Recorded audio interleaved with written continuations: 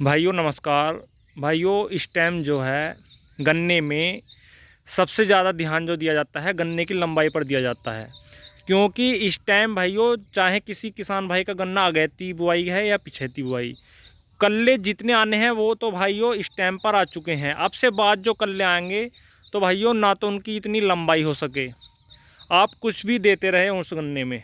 और दूसरा भाइयों, अगर वो कल्ले आएंगे भी तो जो मेन गन्ना होता है, मदर रूट जिसे कह देते हैं, तो भाइयों वो उतनी अच्छी तरीके से ग्रोथ नहीं कर पाएगा।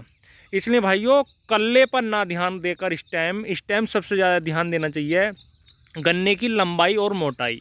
क्योंकि भाइयों किसान भाइयों ने तरह तरह के फंगिसाइड भी लगाए अपने गन्ने में, इंसेक्टिसाइड भी लगाए, और गन्ना ज़्यादातर सभी किसान भाइयों का बहुत अच्छा हो रहा है। और इस बार गन्ने में रोग भी काफ़ी कम है और कीट भी कम ही लगे हैं। टॉप बोरर की समस्या काफ़ी कम देखने को मिली। थ्रिप्स इस टाइम आ चुका है, लेकिन थ्रिप्स किसी किसान भाई के खेत में आया है या पोका में, तो मैंने एक वीडियो उसके बारे में बना दी है, वो आप देख सकते हैं। तो भाइयों मैं आज बात करूंगा गन्ने की लंबाई के बारे में।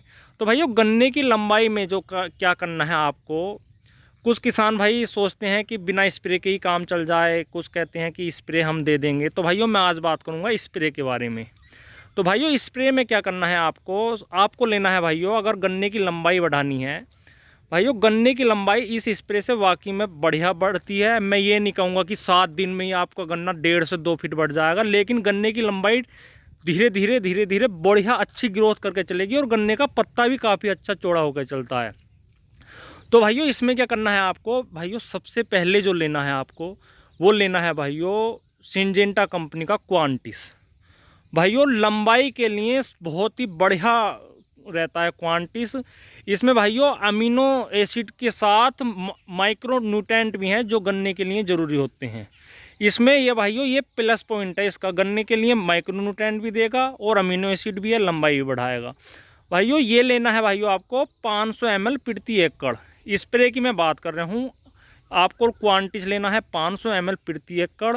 दूसरा भाइयों आपको लेना है जिब्रेलिक एसिड। भाइयों किसान भाइयों की एक शिकायत रहती है कि पाउडर वाला घुलता नहीं है, वो हमें अच्छा नहीं लगता। तो भाइयों आप लिक्विड वाला ले सकते हैं, आज मैं लिक्विड वाले की बात करूंगा। भाइयों आप जिब्रेलिक एसिड लें लिक्विड वाला, जो 0.001% में आता है। उसकी मात्रा लेनी है भाइयों 500 ml प्रति एकड़। भाइयों मैं कंपनी नहीं बता रहा, कंपनी आप कोई सी भी ले सकते हैं जो आपको अच्छी लगे, आपके यहाँ या जोन सी अच्छी चलती हो, या आपको अपने खेत में जिस कंपनी के भी अच्छे रिजल्ट लगते हों और रेट भी अच्छे हों उस कंपनी का लें। तो भाइयों दूसरा लेना है आपको जिब्रेलिक एसिड लिक्विड में 500 ml प्रति एकड़। और भाइयों तीसरा क्या लेना है, इस बात पर ध्यान दें, आपको लेना है भाइयों NPK। भाइयों NPK जो लेना है भाइयों आपको 20-20-20 लेना है, इस बात का ध्यान दें। 20-20-20 NPK लेना है। उसकी मात्रा लेनी है भाइयों 1 किलोग्राम प्रति एकड़। इसकी मात्रा भाइयों आप चाहें तो 1.5 किलो भी कर सकते हैं, कोई दिक्कत नहीं है, लेकिन इससे ज़्यादा ना करें। 1 किलोग्राम से कम ना करें और 1.5 किलोग्राम से फालतू ना करें। ये लेना है भाइयों आपको 1 एकड़ के लिए। तो भाइयों 3 चीज़ मैंने बताई। सबसे पहले लेना है भाइयों आपको सिंजेंटा कंपनी का क्वांटिस 500 ml प्रति एकड़।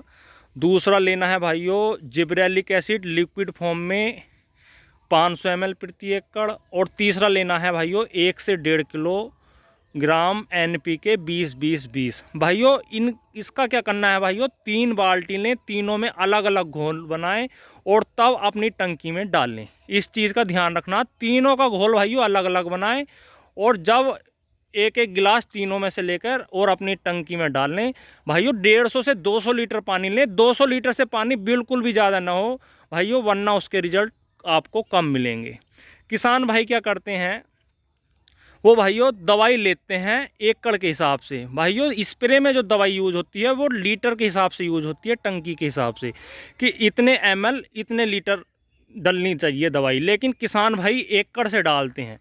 भाइयों जब पौधा बड़ा हो जाएगा भाइयों उसमें दवाई ज़्यादा लगनी चालू हो जाएगी, और आप बड़े पौधे में कम दवाई लगाओगे तो भाइयों उसका रिजल्ट कम मिलेगा। इसलिए कभी भी आप स्प्रे करें तो भाइयों प्रति ml लीटर के हिसाब से यूज़ करें कि इतने लीटर में इतनी ml दवाई लगेगी, उसी हिसाब से आप अपने गन्ने के खेत में स्प्रे करें।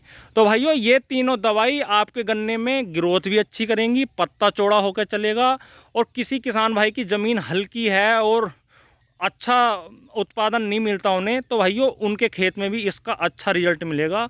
अगर भाइयों इसका अच्छा रिजल्ट और भी अच्छा रिजल्ट चाहते हैं आप, तो भाइयों आपको अपने खेत में कोई भी रोग या कीट नहीं लगने देना। अगर आपके खेत में कोई कीट या रोग है तो इस दवाई का भाइयों बिल्कुल प्रयोग ना करें। मैं नहीं कहूँगा कि आप इसका प्रयोग करें, पहले उन कीटों का निदान करें और तब भाइयों इसका प्रयोग करें।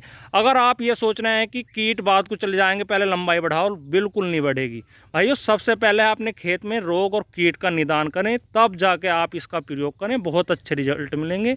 आप जिस किसान भाई ने इसका प्रयोग किया है वो कमेंट में भी बता सकते हैं कि कैसे रिजल्ट आए। पिछले साल जिन्होंने यूज़ किया है या अब इस बार भी किसी किसान भाई ने यूज़ किया तो ज़रूर बताएं कि कमेंट में उन्हें कैसे रिजल्ट मिले। तो भाइयों वीडियो अगर आपको अच्छी लगी हो तो कमेंट में बताएं, और वीडियो को लाइक से शेयर करें, चैनल को सब्सक्राइब करें। धन्यवाद, नमस्कार।